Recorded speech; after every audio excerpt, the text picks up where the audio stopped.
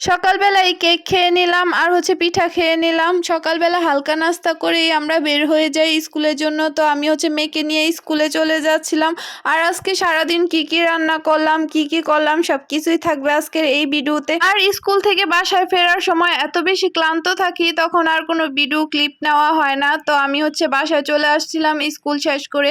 আর বাসায় এসে শুরু করে দিলাম দুপুরের জন্য রান্না বান্না। এখানে করলা আর রুই মাছ আলু দিয়ে একটি তরকারি বসিয়ে দিয়েছিলাম। আর এখানে কচু শাক নিয়েছিলাম রান্না করার জন্য, কেটে ধুয়ে নিয়েছিলাম শাকগুলা। আর এখানে পাবদা মাছ আলু টমেটো দিয়ে ঝুল রান্না করতেছিলাম। আর রান্না করার ফাঁকে একটু আম্মা খা বানিয়ে নিলাম। আম্মা খা খাবো এখন বসে বসে, যেই রোদ আর যেই গরম। আর বিকেলবেলা এখানে আমি 2টা ডিম নিয়ে নিলাম। 2টা ডিম দিয়ে বেশ বড় একটি কেক বানানো যায়। তো আজকে আমি একটি কেক বানাবো। প্রতিদিন বিকেলবেলা হলেই ইচ্ছে হয় মিষ্টি কিছু খাবার বানাই, ঝাল খাবার আমি কমই বানাই। তো আজকে আমি মিষ্টি খাবারের মধ্যে কেকই বানালাম। তো কেকটা দেখেন কত বেশি পারফেক্ট হয়েছে, জানি না ভিডিওতে দেখে বুঝতে পারতেছেন কিনা। কেকটা অনেক বেশি সফট আর সুন্দর হয়েছিল, খেতেও অনেক মজা হয়েছিল।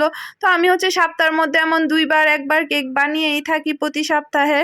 তো তারপর রাতের বেলা এখানে পোলাওয়ের চালের খুদ দিয়ে বিরিয়ানি রান্না করছিলাম, বসে বসে খাচ্ছিলাম।